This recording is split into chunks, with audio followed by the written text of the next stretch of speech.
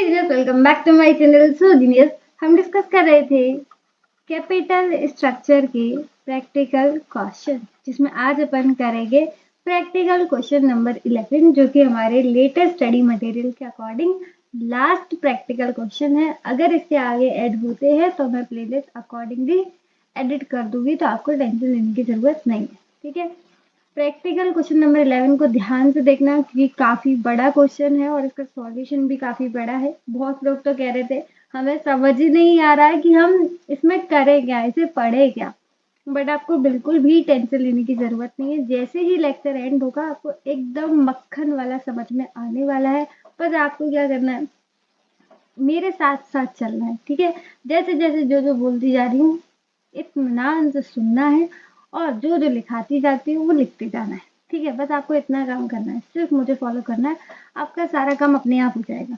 ठीक है, अभी 2-3 दिन से वीडियोस नहीं आ रहे थे क्योंकि मेरे माउथ में अल्सर्स हो रखे हैं, तो मैं ठीक से बोल नहीं पा रही। बट आप लोगों की काफ़ी ज़्यादा डिमांड थी कि भाई एग्जाम पास में है, प्रैक्टिकल क्वेश्चन नंबर 11 समझ नहीं आ रहा, तो मैंने कहा अब 2 दिन रेस्ट लेके मैं बना ही देती हूँ। ठीक है, तो थोड़ी बहुत मेरी मतलब होता है ना, फिसल वगैरह जाती है बात, लेकिन आप थोड़ा समझने की कोशिश करना। तो रीड आउट करें पहले क्वेश्चन को। The financial advisor of Sun Limited is confronted with the following two alternatives. तो सन लिमिटेड एक कंपनी है जिसके फाइनेंशियल एडवाइजर ने 2 ऑल्टरनेटिव दिए, 2 ऑप्शन दिए। किस लिए? For the financial plan for raising 10 lakh. 10 lakh अपन को इकट्ठे करने हैं, उसके लिए अपन के पास कितने ऑप्शन दिए? 2। For plant expansion and modernisation, अपन को काम करना है कंपनी में और इसके लिए अपन को चाहिए 10 लाख, जिसके लिए हमारे पास है 2 ऑप्शन। ठीक है, पहला है हमारा option number, that is alternative 1 और ऑल्टरनेटिव 2। पहले देखते हैं अपन ऑल्टरनेटिव 1 को। Issue 80% of funds with 14% debenture. 10 lakh का 80%, 80% जो है वो 14% डिवेंचर अपन इशू कर रहे हैं। 10 लाख का 80%, मुझे बताओ कितना होगा? 8 लाख। यानी कि 8 लाख हम किससे उठा रहे हैं? डेट से, और वो डेट कौन से वाले? 14% डिवेंचर। ठीक है, फेस वैल्यू है इसका 100। ओके, पार पे इशू कर रहे हैं, ध्यान रखो पार पर इशू कर रहे हैं, यानी कि 100 रुपए पे। And redeem at a premium of 10%। लेकिन जब हम रिडीम करेंगे तो वो 10% के प्रीमियम पे करेंगे। अरे कैलकुलेटर लाना भूल गई। हाँ जी, तो ये पार पे इशू होंगे लेकिन रिडीम होंगे 10% प्रीमियम। तो देखो 100 पर अगर आप 10% प्रीमियम ऐड करेंगे तो उसका रिडम्शन वैल्यू कितना हो जाएगा? यहीं पर लिख दूँ, आरवी। रिडम्शन वैल्यू कितना हो जाएगा? 110। ठीक है, आफ्टर 10 ईयर्स, यानी कि इसका जो लाइफ है वो कितना है? 10 साल। And balance by issuing equity share, जो बैलेंस है, अब बैलेंस कितना बचा? दूसरे पेन से लिखती हूँ। बैलेंस बचा है इसका 10 लाख का 20%, क्योंकि 80% तो हमने ऑलरेडी इशू कर दिया है डेट के थ्रू। अब अपन को 10 लाख और चाहिए पैसा, तो वो 20 सॉरी 10 लाख अपन को टोटल चाहिए, जिसका हमने 80% तो डेट उठा लिया है। अब 10 लाख का बाकी बैलेंस कितना बचा? 20%, तो उसका अपन क्या उठाएंगे? इक्विटी, यानी कि 2 लाख का अपन उठाएंगे इक्विटी। और वो इक्विटी कैसे उठाएंगे वो बता रहे हैं, 33 1/3% का प्रीमियम। ठीक है, यानी कि 1/3 का आपको प्रीमियम लगाकर, तो उसका फेस वैल्यू अपन 100 ही लेंगे। ठीक है, और उस पर अगर आप 33.33 का प्रीमियम लगाएंगे तो इसका इश्यू प्राइस कितना हो जाएगा? बताओ, 133.33। आप इसे इशू कैसे कर रहे हैं? Balance bye issuing equity share, इसे आप इशू कर रहे हैं एट 33/3% प्रीमियम पर। तो 100 रुपये तो फेस वैल्यू हो गया, प्लस 33 वाला प्रीमियम, तो ये आ गया 133.33। ये आ गया हमारा इशू प्राइस। समझ में आ गया आपको इतना? आगे देखें। अरे ये तो कुछ ज्यादा ही आगे आ गया, एक second. Raise 10% of funds required by issuing 8% irredeemable debentures, face value 100 at par। देखो अब बोल रहे हैं कि सिर्फ 10% उठाना है डेट से, यानी कि टोटल कितना है? 10 लाख। 10% उठाएंगे डेट से तो ये हो गया सिर्फ और सिर्फ 1 लाख। तो 1 लाख किससे आएगा? डेट। यहाँ पर 8 लाख था पहले वाले में, और इसमें कितना है? सिर्फ और सिर्फ 1 लाख। दोनों में फर्क दिख रहा है ऑल्टरनेटिव में, इसमें डेट बहुत ज़्यादा है और इसमें डेट बहुत कम है। और इसका इंटरेस्ट क्या है अपना? 8%। और ये है कैसे डिवेंचर? इररिडीमेबल। ठीक। Raise 10% of funds required by issuing 8% irredeemable debenture. Face value है 100 और ये इशू किस पर हो रहा है? पार पर। दोनों ही पार पर इशू हो रहे हैं, ये भी ऊपर वाला भी, ये भी। And the remaining bye issuing equity share. Remaining कितना बचा? रिमेनिंग बचा 10 लाख का 90%, दैट इज 9 लाख। क्योंकि टोटल 10 लाख चाहिए, 1 लाख डेट से उठा लिया, अब ये कितना बचा? सिर्फ और सिर्फ 9 lakh. At current price of ₹125, ये अपन जो इशू कर रहे हैं वो 125 पर कर रहे हैं। ठीक है, जो अपना करंट प्राइस है उसी पर इशू कर रहे हैं, दैट इज 125। समझ में आ गए दोनों अल्टरनेटिव? अब अपन आगे देखते हैं। Currently the firm has an earning per share of ₹21। तो अभी का करंट का दिखा रखा है, यानी कि जो अपन को अल्टरनेटिव 2 दे रखे हैं उससे पहले की बात बता रखी है। ईपीएस अपन को कितना गिवन है? 21। ये काम की बात है, इसे अपन हाईलाइट कर लेते हैं। आगे देखते हैं। The modernisation and expansion programme is expected to increase the firm's earning before interest and tax by 2 lakh annually. ये बोल रहे हैं जो अपन को 10 लाख रुपए चाहिए थे ना, जिससे मॉडर्नाइजेशन और एक्सपेंशन होगा, उससे ये एक्सपेक्टेशन रखी गई है कि हमारा जो earning before interest and tax है, दैट इज ईबीआईडी, जो है वो 2 लाख से बढ़ जाएगा। ध्यान रखना, बाई लिखा है, बाय। ध्यान रखना क्या लिखा है? बाय 2 लाख। तो अगर हमें ओल्ड ईबीआईडी पता होगा तभी तो हम 2 लाख ऐड करेंगे। न्यू ईबीआईडी कैसे आता है? 10 लाख लगाने के बाद जो न्यू ईबीआईडी आएगा वो कैसे आएगा? जो भी ओल्ड ईबीआईडी होगा उसमें 2 लाख से और ऐड हो जाएगा।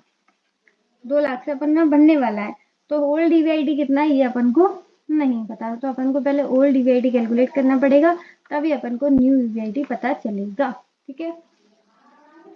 दी firms condense balance sheet for the current year. हमें अभी की जो करंट ईयर चल रहा है उसकी बैलेंस शीट भी प्रोवाइड की गई है 31 मार्च 2022 की। इसमें करंट लायबिलिटी है 10% लॉन्ग टर्म लोन, यानी कि पहले से एक डेट उठा रखा है अपन ने 10% का। ठीक है। आगे देखो, रिजर्व एंड सरप्लस भी दे रखा है। एक सेकेंड।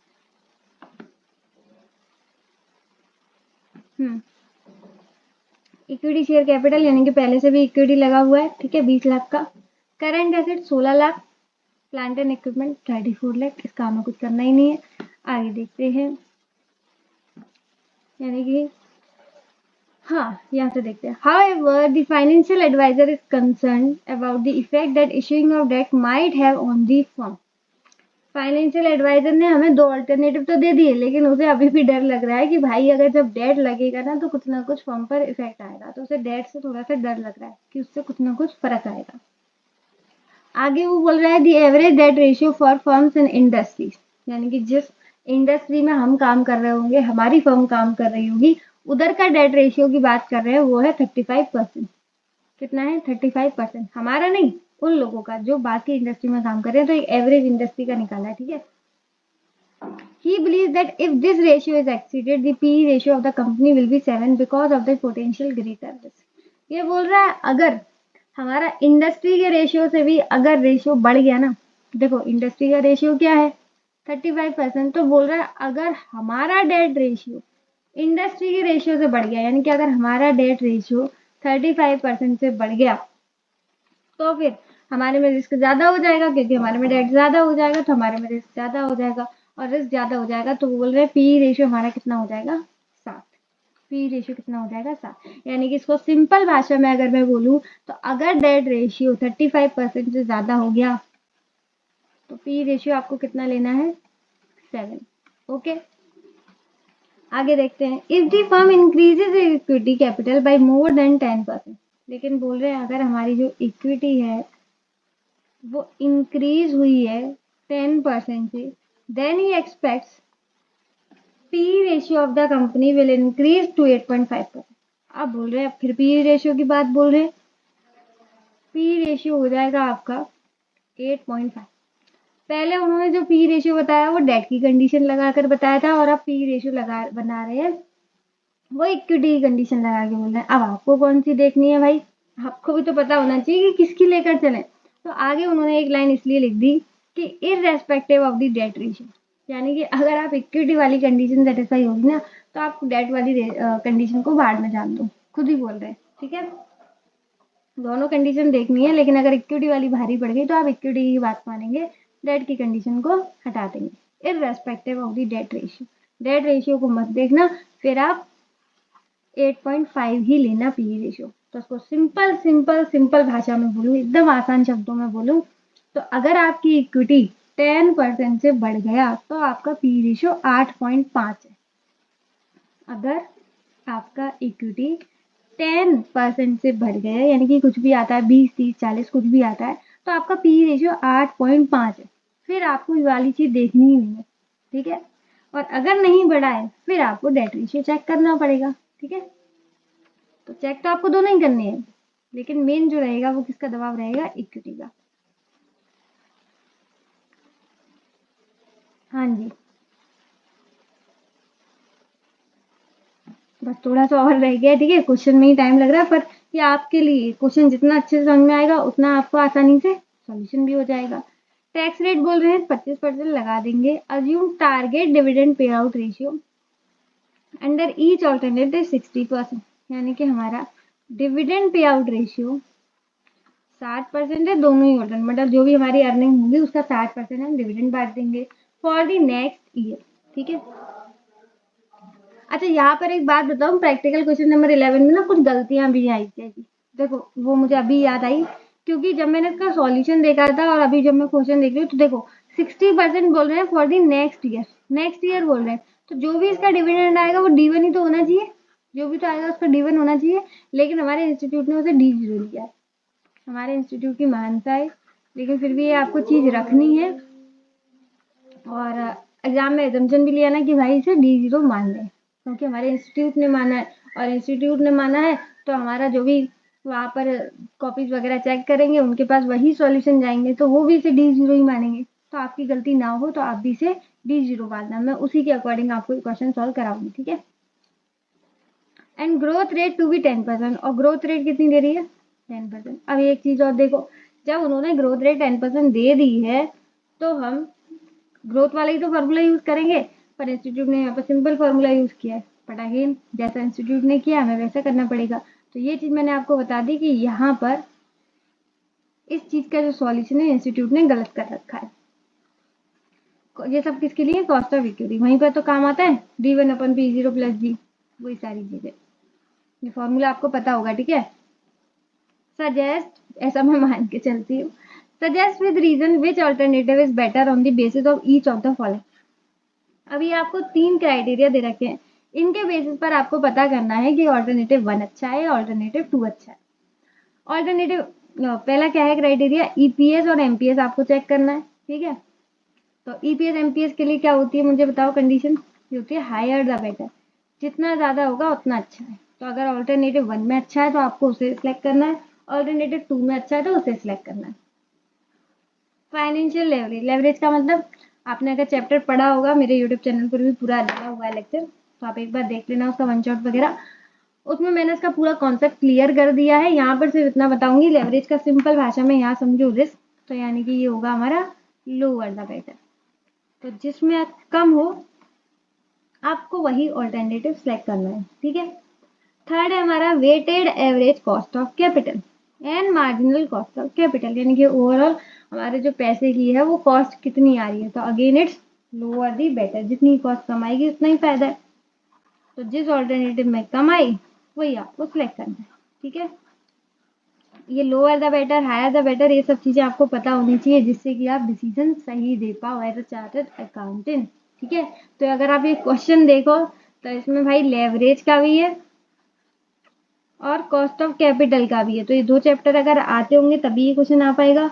और नहीं भी आते होंगे तो कोई दिक्कत नहीं है, आ जाएगा। जब मैं क्वेश्चन सॉल्व भी करा दूंगी तो आप भी मेरे साथ साथ सॉल्व कर लोगे तो आ जाएगा, ठीक है। इतनी ज़्यादा टेंशन लेने की ज़रूरत नहीं है। और दोनों ही चैप्टर मेरे यूट्यूब चैनल पर डले हुए हैं, तो आप वहाँ से जाके अच्छे से इसका रिविजन कर सकते हो। अगर अभी तक आपको इसके कॉन्सेप्ट क्लियर नहीं है तो एक बार में कॉन्सेप्ट क्लियर हो जाएंगे, ठीक है। तो आपको पता ही है पावर ऑफ जीनियस।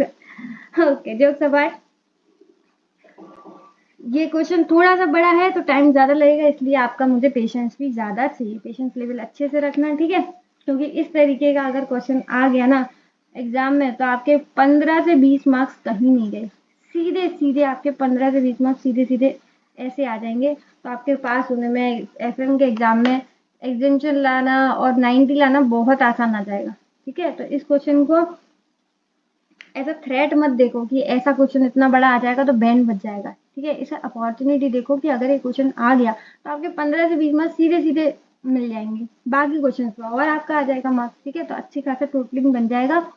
तो समझ गए ना, एज एन अपॉर्चुनिटी लेना है अपन को, थ्रेट नहीं। ओके, सो चलिए फटाफट से कॉपी और पेन निकालते हैं और प्रैक्टिकल क्वेश्चन नंबर 11 को भी आसान बनाते हैं। हाँ जी, तो कॉपी पे लिखिए कैपिटल स्ट्रक्चर का प्रैक्टिकल क्वेश्चन नंबर 11 का हम कर रहे हैं सॉल्यूशन। अब क्वेश्चन की जो फर्स्ट रिक्वायरमेंट थी वो थी ईपीएस एंड एमपीएस, जो कि हम कैलकुलेट करेंगे एक स्टेटमेंट से, ठीक है। कौन सा? वही अपना इनकम स्टेटमेंट। तो उसमें 3 कॉलम बनाते हैं। सबसे पहले पर्टिकुलर, करंट, ऑल्टरनेटिव 1, ऑल्टरनेटिव 2। अब देखो, ऑल्टरनेटिव 1 और 2 तो अपन को बना ही ना, क्योंकि इन दोनों के अपन को ईपीएस एमपीएस चाहिए। लेकिन इनकी इंफॉर्मेशन कहाँ से आएगी, उसके लिए अपन बना रहे हैं करंट ईयर का भी, ठीक है। तो करंट टाइम का जो भी है उसको भी इनकम स्टेटमेंट में लेकर आएंगे। इनकम स्टेटमेंट में आपको ये पता ही होगा, बनाना आता होगा कि ईबीआईटी में से सबसे पहले हम इंटरेस्ट माइनस करते हैं, आय हट जाता है तो ये बच जाता है ईबीटी, यानी कि अर्निंग बिफोर टैक्स। उसमें से टैक्स माइनस कर देंगे जो कि था हमारा 25%, यहाँ पे मैं लिख देती हूँ, याद रहेगा, एट द रेट 25%। तो हमारा बचता है EAT, that is earning after tax. इसमें से हम प्रेफरेंस डिविडेंड माइनस करते थे तो बचता था EAES, that is earning available to equity shareholders. तो यहाँ पर प्रेफरेंस वालों का कोई रोल नहीं है, तो ईएटी और ईएईएस यानी कि पूरी की पूरी अर्निंग हमारी किस में बटेगी, इक्विटी शेयर्स में। तो उसे डिवाइड कर देंगे नंबर ऑफ इक्विटी शेयर्स से, तो हमें पता चलेगा एक शेयर पर कितनी कमाई हो रही है, तो बोल देंगे अर्निंग पर शेयर। तो हमारा ईपीएस तो यहाँ से आ जाएगा। फिर अपन को चाहिए एमपीएस। एमपीएस के लिए अपन क्या करेंगे, पी रेशियो से इंटू कर देंगे, सिंपल, ठीक है। तो अब देखो, अब सबसे पहले चाहिए होता है अपन को ईवीआईटी, ईवीआईटी, ठीक है। तो ईवीआईटी हमें ये पता है कि इनका जो भी ईवीआईटी होगा ना, अभी का करंट का जो भी ईवीआईटी होगा, अगर उसमें हम 2 लाख मिला दें, अगर हम उसमें 2 लाख मिला दें तो फिर न्यू ईवीआईटी आ जाएगा, तो फिर न्यू ईवीआईटी आ जाएगा। लेकिन हम पर ओल्ड ईवीआईटी नहीं है, ठीक है। यहाँ पर ईवीआईटी नहीं है ओल्ड, तो हम किस में ऐड करेंगे 2 लाख, ये नहीं पता। इसके लिए हम इसको बैकवर्ड चलते हैं कैलकुलेशन। हमें इसका ईपीएस तो पता है ना, किसका, करंट टाइम का ईपीएस तो पता है, 21 दे रखा था, याद है आपको। बैलेंस शीट से जस्ट पहली वाली जो लाइन थी, currently the firm has an EPS earning per share is 21, तो 21 पता है। अब नंबर ऑफ इक्विटी शेयर्स भी पता होंगे। अभी करंट में कितने चल रहे हैं, करंट में, करंट की जो हमारी कैपिटल है वो कितनी है, 20 लाख, 20 लाख। फेस वैल्यू अपन को पता है, तो यानी कि 20,000। नंबर ऑफ इक्विटी शेयर्स कितने हमारे, 20,000। ये सबको आ गया कैलकुलेट करना। करंट टाइम में टोटल जो इक्विटी दिख रही है हमारी बैलेंस शीट में वो दिख रही है 20 लाख। फेस वैल्यू कितना है, 100, यानी कि number of equity shares current time में कितने चल रहे हैं, 20,000, ठीक है। अब देखो, अगर हम ऊपर से नीचे आते तो डिवाइड करते, लेकिन हम नीचे से ऊपर जा रहे हैं तो क्या करेंगे, इंटू, मल्टीप्लाई। तो 20,000 का इंटू कर दो 21 से, ये आ जाएगा 4,20,000। 4,20,000 क्या आ गया हमारा, 4,20,000 आ गया हमारा ईएईटी बोलो, सॉरी ईएटी बोलो या ईएईएस, ये आ गया हमारा 4,20,000, ठीक। अब देखो, अब टैक्स, यानी कि जब इसमें से 25% टैक्स माइनस होगा तो ये कितना बचता, 75%। ऑब्वियसली बात है 75% है, क्योंकि 25% तो टैक्स लग रहा है, ये है 75%, यानी कि ईबीटी को बोलेंगे हम 100%। दोबारा से सुनो जिसको समझ में नहीं आया है। हमारा ईबीटी जो भी अमाउंट होगा वो 100% होगा, उसमें से पहले जाएगा 25% टैक्स को, उसके बाद बाकी का बचा आएगा 75%। यानी कि हमें ये चीज पता है 4,20,000 क्या है 75%, तो इसको डिवाइड कर देंगे हम 75% से, तो हमें इसका 100% पता चल जाएगा जो कि है 56 लाख। एक बार दोबारा, सॉरी 56 लाख नहीं, 5,60,000, एक जीरो बढ़ा दिया मैंने गलती से, समझ गए। 4,20,000 वो क्या है 75% ही तो है, तो उसे 100% पे लाना है, तो हम 4,20,000 को डिवाइड कर देंगे 75%। उम्मीद है इतनी मैथमेटिक्स तो आपको पता ही चल गई होगी, ठीक है, एफएम में आए हो। अब आप इसे चेक भी कर सकते हो, 5,60,000 पे 25% का वो लगाओ टैक्स, 25% का लगाओ, तो ये आ जाएगा 1,40,000। अब आप चेक कर सकते हो, 6 में से 4 गए 2, 5 में से 1 गए 4, सही चल रही है, ओके। अब ऐसे ही गाड़ी पीछे पीछे भगते जाएंगे उल्टा। इंटरेस्ट करंट टाइम में वो कितना है, डेट कितना है, करंट टाइम में है 15 लाख, और उस पर वो है 10%, यानी कि 15 लाख का 10% हो गया 1,50,000। ये है करंट का, ठीक है, 1,50,000। अब वैसे अपन इसे क्या करते थे, सीधे आते रास्ते से तो माइनस करते, लेकिन हम उल्टे रास्ते जा रहे हैं तो क्या कर देंगे प्लस, तो 5,60,000 प्लस 1,50,000, ये आ गया 7,10,000। तो ऐसे रिवर्स कैलकुलेशन करके ईपीएस से हम पहुंच गए ईबीआईडी तक। जो भी करंट का ईपीएस दे रखा था उससे हम कहाँ पहुंच गए, करंट के ईबीआईडी तक। तो करंट का ईबीआईडी हमारा आ गया 7,10,000, ठीक है। तो करंट का अगर 7,10,000 है और उन्होंने बोला था कि जैसे ही एक्सपेंशन करते हैं 10 लाख रुपए और लगा देते हैं तो हमारा नया ईबीआईटी कितना हो जाएगा, 2 लाख से बढ़ जाएगा, तो कितना हो गया 9,10,000।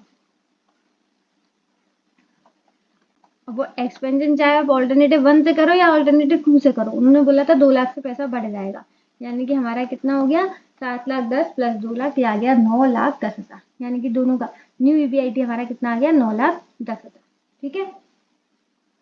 अब बताओ ये ईबीआईटी तो आ गया हमारा। अब ईबीआईटी में से सबसे पहली चीज क्या माइनस होती है, इंटरेस्ट। अब यहाँ पर ध्यान देना है, इंटरेस्ट आपको दोनों माइनस करने हैं, ठीक है, यानी कि जो अभी करंटली चल रहा है वो भी और जो नया एडिशनल चलेगा वो भी। तो करंटली लीगर का पहले माइनस कर दो 1,50,000, ये तो दोनों में ही होगा, चाहे आप ऑल्टरनेटिव 1 यूज करते हैं ऑल्टरनेटिव 2। जो पहले से आपका बैलेंस शीट में दिख रहा है 15 लाख का डेट, उस पर तो आपको 10% देना ही देना पड़ेगा 1,50,000 रुपए इंटरेस्ट का, ठीक है। तो ये आपका आ गया इंटरेस्ट 1।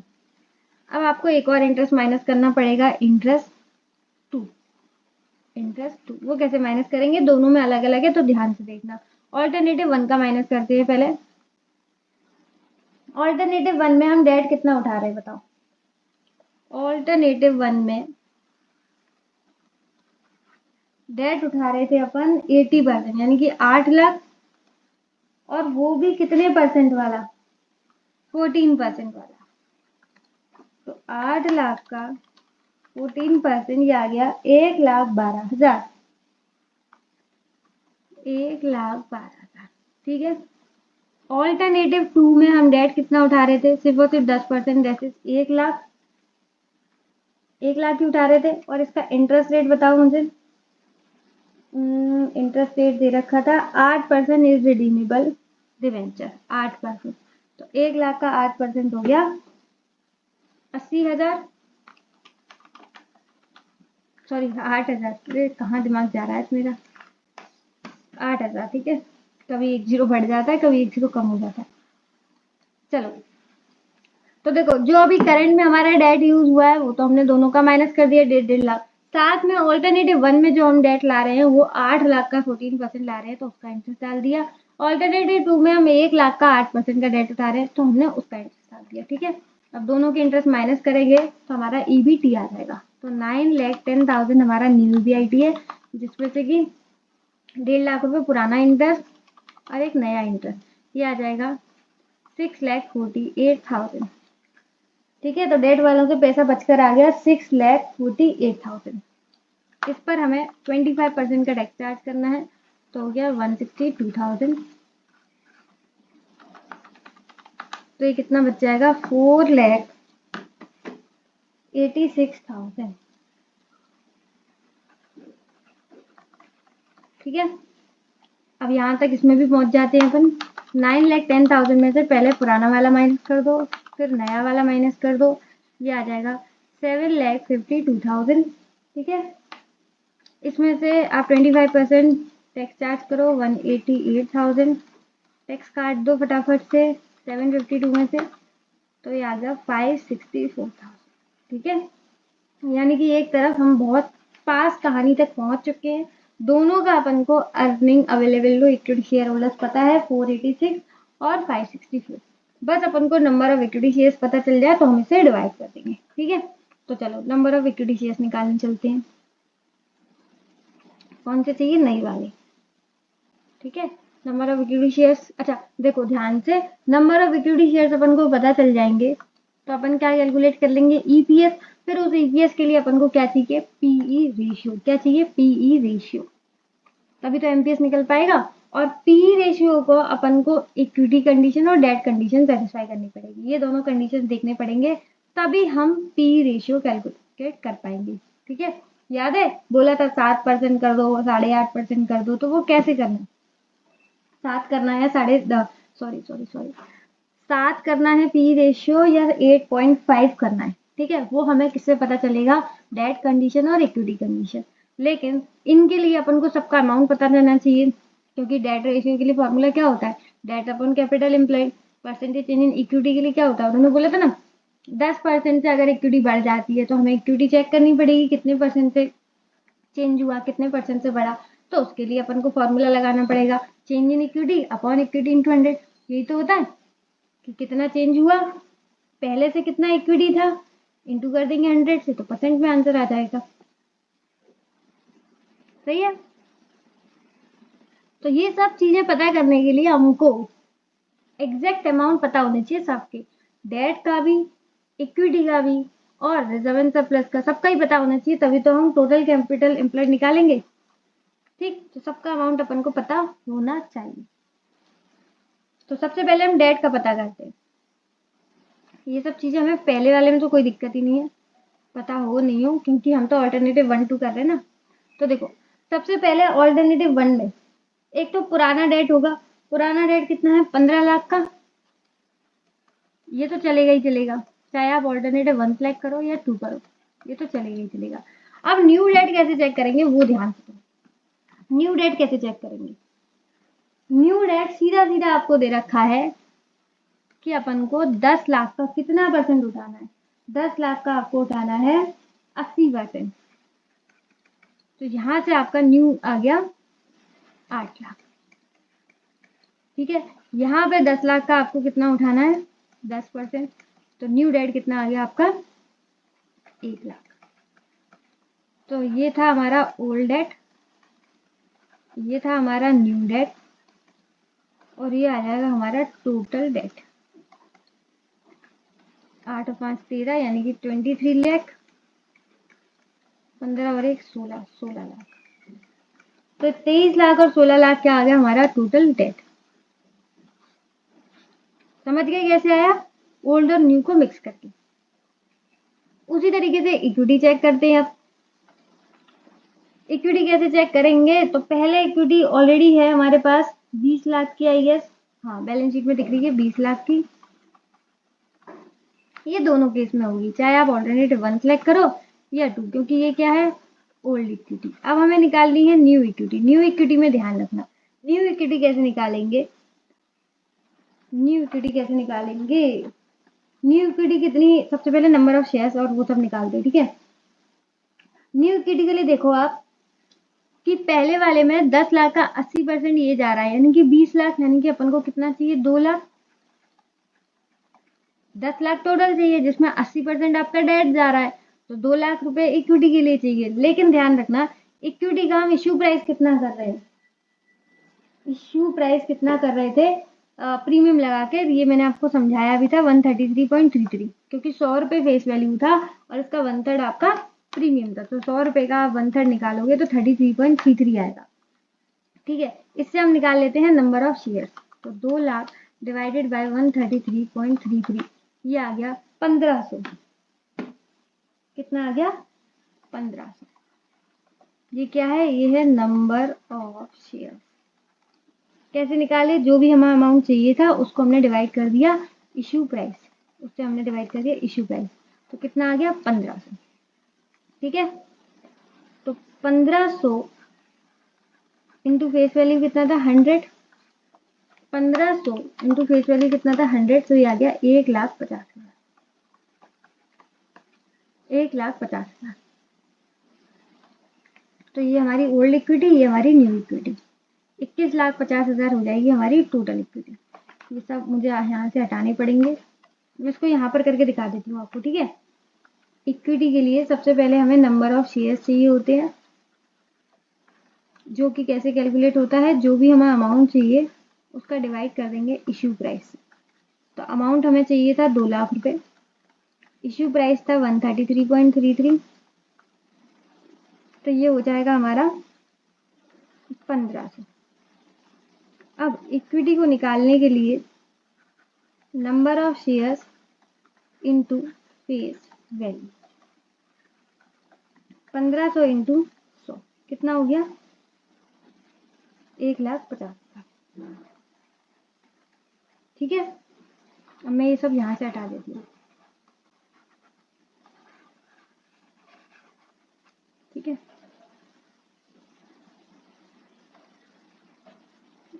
कहाँ गया ये रहा।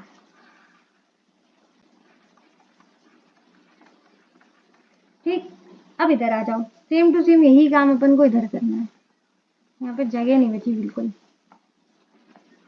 अगेन वही करेंगे, नंबर ऑफ शेयर्स निकालने हैं, तो जो भी अमाउंट चाहिएगा उसका इश्यू प्राइस से डिवाइड करना है। अब अमाउंट कितना चाहिए? तो 1 लाख रुपए तो आ रहा था हमारा डेट से, बाकी के 9 लाख रुपए हमारे किससे आएंगे? इक्विटी से। 1 लाख रुपए डेट से आ रहा था, तो 9 लाख रुपए किससे आएंगे? इक्विटी से। ठीक है, अभी का प्राइस कितना चल रहा था? बोल रहे थे 125, उसी में अपन इश्यू करेंगे। तो 9 लाख का डिवाइड करो 125 से,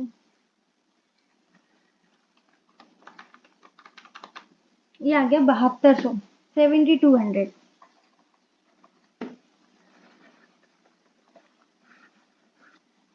अब अपन को इक्विटी का अमाउंट चाहिए, तो अगेन वही काम करेंगे, number of shares into face value. Number of shares already अपन को पता चल चुके हैं 7200। हाँ,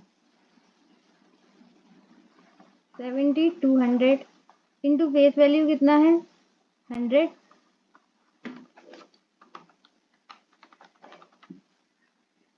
7,20,000। 7,20,000 आ गया हमारा नया इक्विटी।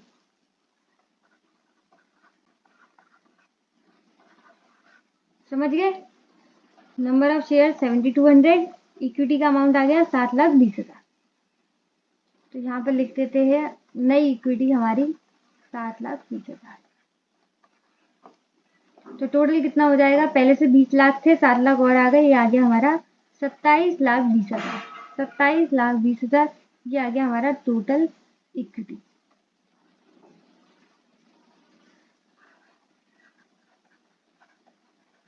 टोटल डेट आ गया, टोटल इक्विटी आ गया, लेकिन कैपिटल एम्प्लॉयड के लिए अपन को रिजर्व एंड सरप्लस भी पता होना चाहिए। ठीक है, तो उसका भी ओल्ड न्यू पता होना चाहिए, उसका भी ओल्ड न्यू पता होना चाहिए। ओल्ड तो अपन को बैलेंस शीट में गिवन है, कितना था? 10-10 लाख रुपए, तो 10 लाख रुपए इसमें आ जाएगा, पूरा ही लिख देती हूँ मैं।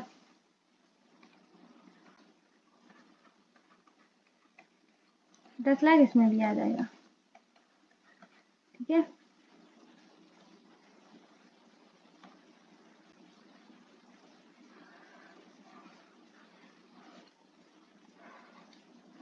हाँ जी, ये आप कंफ्यूज ना हो इसलिए मैंने ये लाइन कर दी, ताकि हम आपको पता चल जाए अपन हम रिजर्व एंड सरप्लस की बात कर रहे हैं, जो कि ओल्ड है अपना 10-10 लाख रुपए। अब न्यू चेक करो, न्यू कैसे करोगे? जो भी प्रीमियम का अमाउंट जाएगा इक्विटी से उठाकर, वो भी तो रिजर्व एंड सरप्लस का ही पार्ट रहेगा, वो भी तो रिजर्व एंड सरप्लस का ही पार्ट होगा। तो ऑल्टरनेटिव 1 पे देखते हैं पहले। रिजर्व एंड सरप्लस, तो कितना प्रीमियम जाएगा? प्रीमियम के लिए सबसे पहले होनी चाहिए अपन के पास number of shares into premium. Number of shares कितने निकल कर आए थे, चेक करना एक बार, ऊपर चेक करो नंबर ऑफ शेयर्स, ये रहे 1500। 1500 थे हमारे नंबर ऑफ शेयर्स।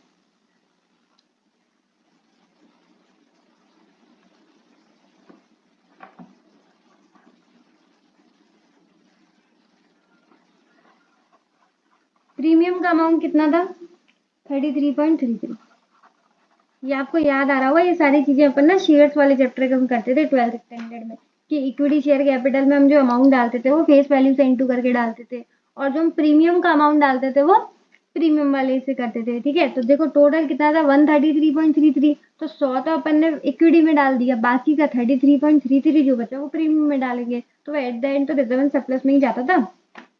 तो वही देख रहे हैं, 1500 इंटू 33.33 करोगे तो ये आ जाएगा 49995। ठीक है, इसको राउंड ऑफ करने के लिए आप इसमें 5 और प्लस कर दो तो आ जाएगा 50,000। तो प्रीमियम का अमाउंट कितना आ गया? 50,000। ऑल्टरनेटिव 1 में कितना आ गया? 50,000। इसी तरीके से सेम टू सेम वे में ऑल्टरनेटिव 2 का भी कैलकुलेट कर लेते हैं। Reserve and surplus, premium amount check करते हैं इसका।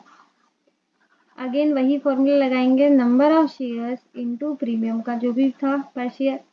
इसमें नंबर ऑफ शेयर्स 7200 ऊपर ही कैलकुलेट कर रखे हैं। देखो प्रीमियम कितना होगा, 100 रुपये फेस वैल्यू है, हमने इशू कितने कर रहे हैं? 125 पे। 100 रुपये फेस वैल्यू है, इशू कर रहे हैं 125 पे, यानी कि 25 रुपये जो होगा वो हो जाएगा हमारा प्रीमियम। तो 7200 इंटू 25 ये आ गया 1,80,000। इसका आ रहा है 50,000 और इसका आ रहा है 1,80,000। ऑल्टरनेटिव 2 में जो रिजर्व एंड सरप्लस एक्स्ट्रा जाएगा वो जाएगा 1,80,000 का। तो दोनों कैलकुलेट हो गए 50,000 और 1,80,000। अगर आप ये रट के कर रहे होंगे तब आपको समझ में नहीं आ रहा होगा, दिमाग घूम रहा होगा कि यार कभी किसी चीज से इंटू कर रहे हैं मैडम, कभी किसी चीज से इंटू कर रहे हैं, लेकिन आप समझ रहे होगे कि हाँ भाई प्रीमियम का अमाउंट है तो वो जाना ही चाहिए रिजर्व एंड सरप्लस में। कितना आया था मुझे बताओ?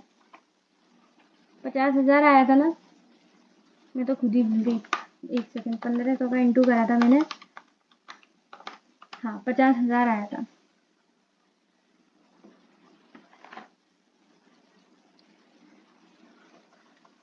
और ये कितना आया था?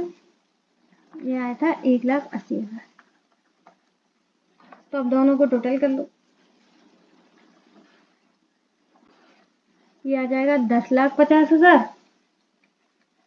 ये आ जाएगा 11,80,000। ये आ गया हमारा रिजर्व एंड सरप्लस। अब इन सबको प्लस कर दोगे आप ब्लू वाले हाईलाइट वालों को, तो आपका आ जाएगा टोटल कैपिटल एम्प्लॉय। डेट अपन ने इतना लगाया है, इक्विटी अपन ने इतनी लगाई है, और सॉरी रिजर्व एंड सरप्लस इतना लगाया है। तो 23 लाख हमारा लगा है डेट, 21,50,000 हमारी लगी है इक्विटी, 10,50,000 हमारा लगा है रिजर्व एंड सरप्लस। तो टोटल आ गया 55 लाख। टोटल आ गया 55 लाख। उसी तरीके से ये चेक करो, इक्विटी हमारी कितनी है? 16 लाख,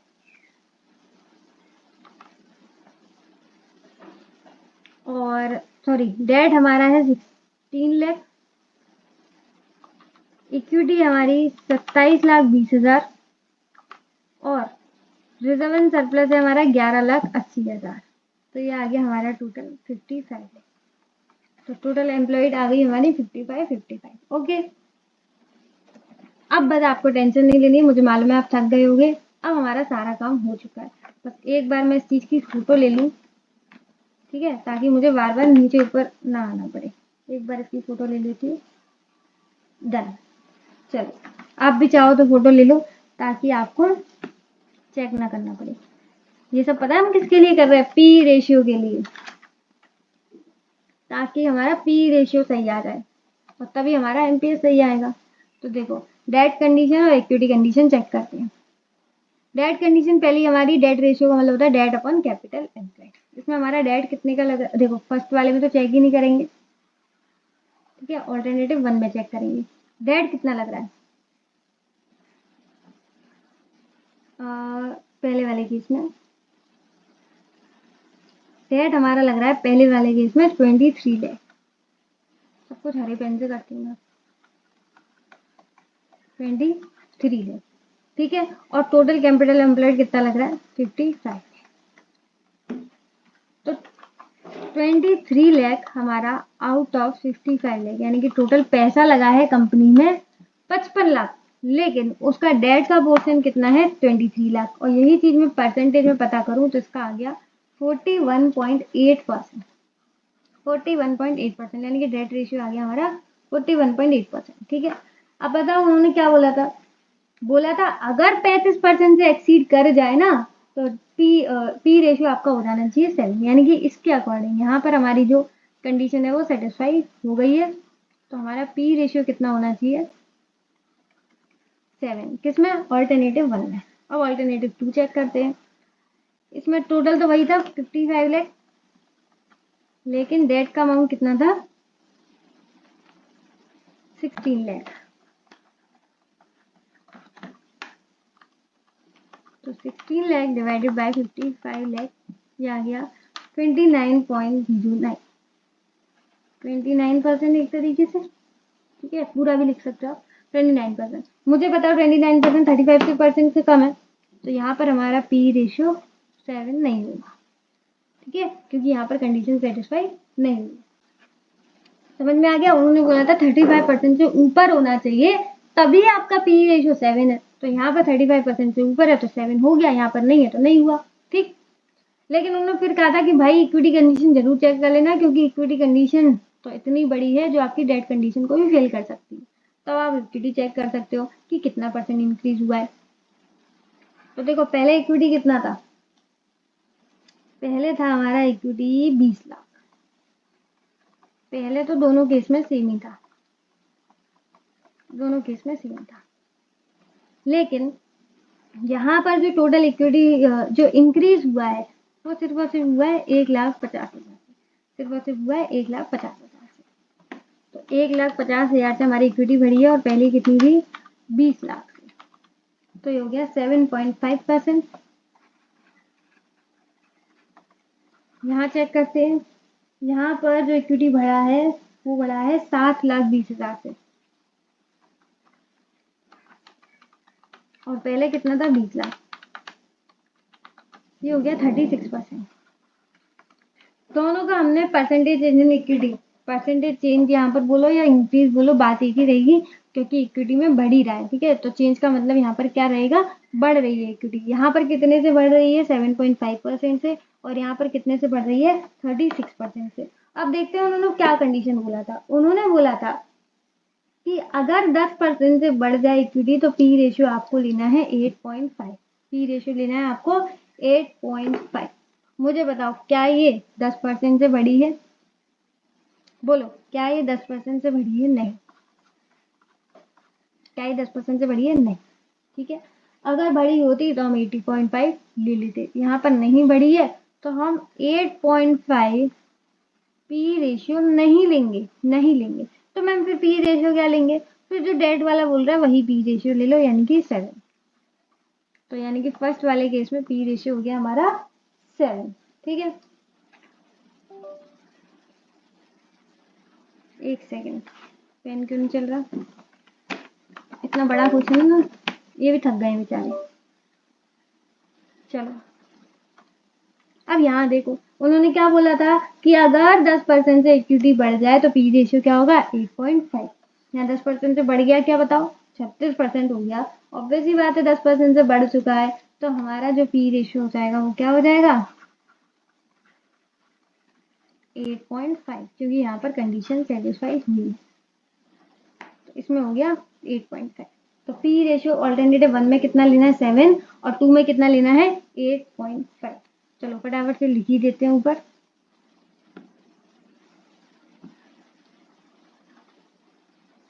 यहाँ पर लेना है 8.5, सही कह रही हूँ कि नहीं? गलत लिख दिया मैंने। यहाँ पर कंडीशन सेटिस्फाई है, यहाँ होगा 7 और यहाँ पर हो जाएगा 8.5। ठीक है, बस इसके लिए अपन ने इतना सारा काम किया। अब आ जाते हैं number of equity shares. Number of equity shares पहले कितने थे? पुरानी वाली तो 20,000 थे ही, जो कि और दोनों केसेस में जाएंगे, चाहे ऑल्टरनेटिव 1 हो चाहे 2 हो। इसके अलावा और कितने बढ़ गए? इसके अलावा और बढ़ गए, मैं तो भूल गई फिर से। इतना बड़ा क्वेश्चन है, कौन सा डेटा याद रखूं कौन सा नहीं, मैं बार बार भूल जाती हूँ। एक से ऑल्टरनेटिव 1 के हमारे यहाँ पर होगा कहीं, ये रहा 1500 थे और इसमें 7200 थे। 1500 इसमें, 7200 इसमें, याद होगा। ये अपन ने बाइफर्केशन के लिए रखे थे ताकि इक्विटी में पैसा कितना जाएगा और रिजर्व एंड सरप्लस में कितना जाएगा, इसलिए number of equity shares calculate करे थे अपन ने। ठीक है, अब इन दोनों का आप टोटल कर लो तो 20,000 प्लस 1500, ये कितना हो गया? 21,500। यानी कि ये जो 4,86,000 है ये आपका बचेगा 21,500 में।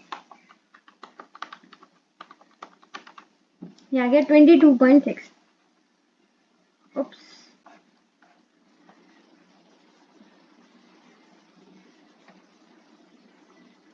एक से 22.6, 22.60 ये आ गया। ठीक है, अब अगर आप 22.60 को इंटू कर दोगे 7 से तो आपकी एमपीएस भी आ जाएगी। कितनी? 158.2। 158.2, ये ऑल्टरनेटिव 1 का हमने ईपीएस एमपीएस दोनों कैलकुलेट कर लिया है। ठीक है, अब चेक करते हैं इसका। तो 5,64,000 बटेगा 27,200 में, तो ये बढ़ गया 20.73 पर शेयर से। 23.735 है ना, तो 74 हो जाएगा 20.74। इसको इंटू कर देंगे 8.5 से तो ये आ जाएगा 176.29। ठीक है, 176.29 और ये आ गया 20.74। दोनों का ईपीएस एमपीएस आ गया। अब आप डिसीजन आराम से दे सकते हो, और मैंने आपको बताया भी था डिसीजन देने से पहले आपको क्या चेक करना है, ईपीएस और एमपीएस क्या होना चाहिए, हायर या लोअर? हायर द बेटर, जितनी ज्यादा अर्निंग होगी उतना ज्यादा बढ़िया है। तो मुझे बताओ ऑल्टरनेटिव 1 में अर्निंग ज्यादा है या ऑल्टरनेटिव 2 में? ऑल्टरनेटिव 1 में, तो ये बेटर है। अगर हम ईपीएस के अकॉर्डिंग देखें तो कौन अच्छा है? ऑल्टरनेटिव 1। ठीक है, एमपीएस में अगर कैसे चेक करते हैं, जितनी ज्यादा मार्केट प्राइस शेयर की अच्छी ज्यादा होगी उतना ही ज्यादा अच्छा है। तो किसमें ज्यादा है? 158 यहाँ। अरे मैम ये तो क्लैश कर गई, उससे हमें क्या, उन्होंने हमसे पूछा था दोनों में बता दो, हमने दोनों में बता दिया। ठीक है, सिंपल। वहां पर ईपीएस ज्यादा है 22.6 तो उसको बता दिया, यहाँ पर एमपीएस ज्यादा है 176.29 तो हमने वो बता दिया। ठीक है, समझ में आ गया आपको? तो यहाँ पर हमारी क्वेश्चन की पहली रिक्वायरमेंट कंप्लीट हो चुकी है। क्वेश्चन की सेकंड रिक्वायरमेंट वो मैं ऊपर ही कर देती हूँ, क्योंकि क्या है ना, हमारे पास ऊपर ही चीजें अवेलेबल है, पर यहाँ पे तो जगह ही नहीं है। इसका फोटो ले लो एक बार, इसमें से हमें ये सब चीजें देखनी पड़ेंगी। तो अब देखो, नेक्स्ट जो क्वेश्चन की रिक्वायरमेंट थी वो थी फाइनेंशियल लेवरेज। वो थी फाइनेंशियल लेवरेज, वो भी हम कंप्लीट कर लेते हैं क्योंकि वो छोटी सी है। उसके बाद वाला जो है ना वो नेक्स्ट लेक्चर में करेंगे, फिर बाद में एक बार मैं कंबाइन करके भी डाल दूंगी, कोई दिक्कत नहीं है, क्योंकि आज तो हम बहुत थक गए। सेकेंड है क्वेश्चन की रिक्वायरमेंट फाइनेंशियल लेवरेज, यानी कि इसे हम प्यार से डीएफएल बोलते थे लेवरेज चैप्टर में। ठीक है, इसका फॉर्मूला क्या होता है? फॉर्मूला बस आपको पता हो तो कोई दिक्कत नहीं है। डीएफएल का फॉर्मूला होता है ईबीआईटी अपॉन ईबीटी। अब ऑल्टरनेटिव 1 में भी अपन को पता है, ऑल्टरनेटिव 2 में भी पता है। ऑल्टरनेटिव 1 में ईबीआईटी कितना है, इसलिए तो मैंने आपसे फोटो क्लिक करवाया था। ऑल्टरनेटिव 1 में ईबीआईटी कितना है, दोनों में सेम ही तो था, 9,10,000, 9,10,000। ईवीडी चेक करो इंटरेस्ट माइनस करने के बाद, 2 बार इंटरेस्ट माइनस हुआ था ओल्ड न्यू, उसके बाद आया था ये 648,000 और ये कितना आया था 752,000। बस ईवीआईटी आ गया, ईवीटी आ गया, चेक कर लो फटाफट, कैलकुलेट करो। 9,10,000 डिवाइड बाय 648,000, 1.404, 9,10,000 डिवाइड बाय 752,000, ये आ गया 1.210। चेक कर लो। सबसे पहले तो आपको ये पता होना चाहिए डिसीजन लेने से पहले कि लोअर देखते हैं या हायर देखते हैं। क्या देखते हैं बताओ? मैंने आपको बताया था लेवरेज का मतलब सिंपल शब्दों में रिस्क, तो रिस्क जितना कम होगा उतना ज़्यादा अच्छा है। तो किसमें कम है? इसमें 1.4 है, इसमें 1.2 है, ऑल्टरनेटिव 2 में, तो उसको हम देखते हैं लोअर दी बेटर। तो डिसीजन क्या देंगे अपन? डिसीजन देखने की ऑल्टरनेटिव 2 सही है।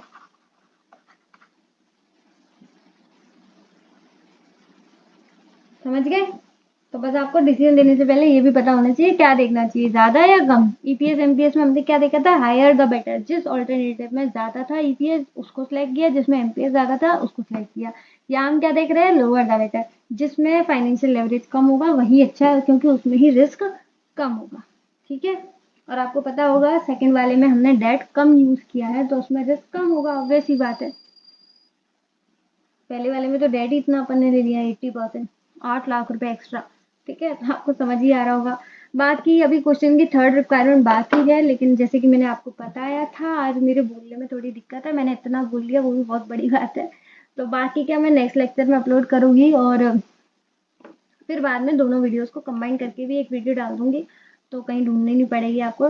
बाकी अभी जिनको जल्दी जल्दी ये क्वेश्चन करना है उनके लिए मैंने 2 रिक्वायरमेंट कंप्लीट कर दी है। उम्मीद है आपको पूरी अच्छे से समझ में आई होगी, और जिस तरीके का क्वेश्चन देखकर या आईसीए का सॉल्यूशन देखकर सरल कठिन लग रहा होगा वो नहीं लगा होगा अब आपको क्वेश्चन आसान लग रहा होगा।